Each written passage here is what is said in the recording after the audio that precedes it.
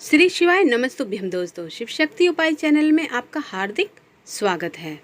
दोस्तों, करवा चौथ आने वाला है। भ्रमित हैं बहुत सारे लोग 13 अक्टूबर को मनाएं या 14 अक्टूबर को। देखिए, जो व्रत है वो है 13 अक्टूबर को रखा जाएगा, ये बात निश्चित है। 14 अक्टूबर को चतुर्थी तिथि नहीं पड़ रही है, इसलिए आपको 13 अक्टूबर को ही व्रत रखना होगा। बहुत सी माताएं बहनें हैं जिनकी अभी नई नई शादी हुई है। ऐसी बहनों का बार बार बहुत प्रश्न आ रहा है, इस बार करवा चौथ का व्रत रखें या ना रखें, और क्यों नहीं रखना चाहिए, और रखना चाहिए तो कैसे रखना चाहिए। तो आज हम इसी की बात करेंगे वीडियो में। देखिए, करवा चौथ 2022 में जो शुक्र हैं वो अस्त हो रहे हैं 2 महीने के लिए।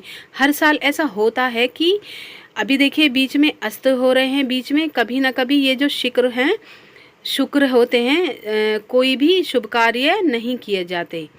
जैसे जिन बहनों की इस साल करवा चौथ पहला पड़ रहा है या फिर इस साल शादी हुई है, पहली बार करवा चौथ रखने के बारे में सोच रही हैं, तो उन बहनों को रखना चाहिए कि नहीं रखना चाहिए।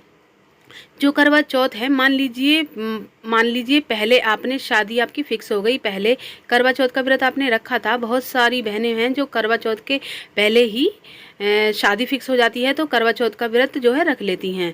अब ऐसी बहनें जिन्होंने करवा चौथ का पहले रखा हुआ है, वो बहनें करवा चौथ का व्रत इस साल रख सकती हैं। या जो बहनें पहले से रखती चली आ रही हैं, मान लीजिए 1-2 साल पहले वो रखे हुए हैं व्रत, इस साल क्या रखना चाहिए। शुक्रवार हो रहे हैं जो टूट रहे हैं, जो व्रत करती चली आ रही हैं उनको व्रत रख लेना चाहिए।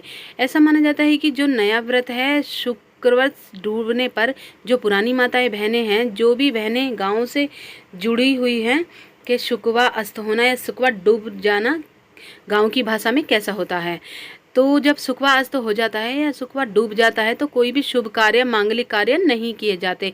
जैसे मुंडन हो गया, जनेऊ धारण करते हैं, गोपावीत, जब शादी विवाह हो गए, गृह प्रवेश, मुंडन या नए घर में गृह प्रवेश करवाना, इस तरह से जो भी कार्य हैं वो बंद हो जाते हैं। लेकिन होता क्या है, जो पुराने व्रत हैं, जो माताएं बहनें मान लीजिए हफ्ते में 2 व्रत करती हैं, या नवरात्रे का व्रत करती हैं, या करवा चौथ का व्रत करती हैं, या जो भी व्रत करती हैं बीच बीच में आते रहते हैं, तो वो करती हैं, उनको बीच में नहीं छोड़ना चाहिए। भले ही कोई कार्य, मान लीजिए कोई शुक्रवास्त हो रहे हैं जो नहीं भी अस्त हो रहे हैं, कभी कभी ऐसा आता है कोई व्रत नहीं रखा, इस समय नहीं रखा जाता, ऐसे में वो नहीं छोड़ने चाहिए। एक बार जो व्रत प्रारंभ कर दिया जाता है वो व्रत नहीं छोड़ना चाहिए। रही इस बार शुक्वा की, बस शुक्रवास्त हो रहे हैं 2 महीने के लिए।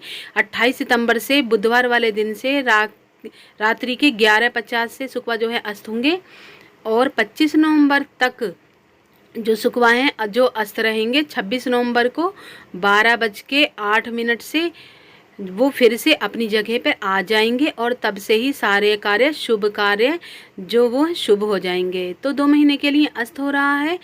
जो भी माताएं बहनें, मान लीजिए बहुत सारी माताएं बहनों के मन में ये प्रश्न आएगा कि हमने शादी से पहले जो करवा चौथ का व्रत नहीं रखा था, और हम रख सकते हैं या नहीं, और पहला करवा चौथ उठाएं या नहीं।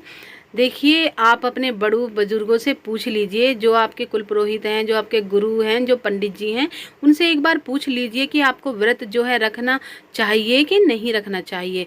अगर हम बताएं तो देखिए, जो शुक्वा हैं, जो शुक्र हैं, जो वो अस्त हो रहे हैं 28 सितंबर से, और जो नवरात्रि हैं 26 सितंबर से लग रही हैं। तो नवरात्रि में हमको बता दीजिए कि 28 सितंबर, जैसे 28 सितंबर से शुक्वा जो है अस्त हो रहे हैं, 28 पड़ेगी नवरात्रि में, और 28 नवरात्रि में कौन से शुभ कार्य नहीं होते? सब शुभ कार्य नवरात्रि में किए जाते हैं। चाहे मुंडन हो गया, या गोपावीत हो गया, या इंगेजमेंट हो गया, या गोद भराई वगैरह की रस्म होती है, जो भी वो नवरात्रों में बहुत ज़्यादा शुभ माना जाता है। 9 दिन है, किसी भी कुल पुरोहित या किसी भी पंडित से पूछ लो, बस नवरात्रि में जो कोई भी कार्य होता है वो शुभ हो जाता है। इतने शुभकारी हैं नवरात्रि के, जो सारे काम होते हैं वो नवरात्रि में कर सकते हैं। जब नवरात्रि में सारे कार्य कर सकते हैं तो उस समय भी तो शुक्वा अस्त होते हैं तो इस समय भी जो हम कर सकते हैं तो व्रत क्यों नहीं कर सकते। अगर हम अपने हिसाब से बताएं तो जो भी माताएं बहनें हैं उनको करवा चौथ का व्रत वो कर लेना चाहिए। ये नवरात्रि की अपेक्षा, नवरात्रि में जो हम सारे कार्य कर रहे हैं और नवरात्रि के बाद से ही सारे कार्य जो शुरू हो जाएंगे तो हमें लगता है कि वो व्रत है जो कर लेना चाहिए। अगर आप करवा चौथ का व्रत रख रहे हैं, आपको दान जो है अवश्य रूप से कर देना चाहिए। इसके बाद आप व्रत पूरी विधि विधान से कर सकते हैं, कोई दिक्कत का सामना आपको नहीं करना पड़ेगा।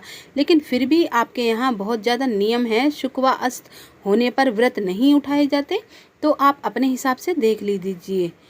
और आप अपने घर के बड़ों से, कोई भी पंडित या घर के बड़ों से पूछ लीजिए। अगर वो आपको मना करते हैं तो व्रत मत रखिए, अगर बोल देते हैं तो आप व्रत कर लीजिए। बस आपको दान है वो अवश्य रूप से निकाल देना चाहिए। जो दान होता है वो बहुत ही शुभ होता है। आप विधि विधान से व्रत कर सकती हैं, लेकिन दान अवश्य करें और दान निकालना पड़ेगा आपको। तो उम्मीद करती हूँ ये वीडियो आपको पसंद आई होगी, सब कुछ समझ में आ गया होगा। और नहीं कुछ आया हो समझ में तो कमेंट बॉक्स में ज़रूर लिख सकते हैं। तो वीडियो को लाइक करें, सब्सक्राइब करें, जिससे आगे वीडियो मिलती रहें। तो तब तक के लिए मिलते हैं दूसरी वीडियो में। ओम नमः शिवाय दोस्तों।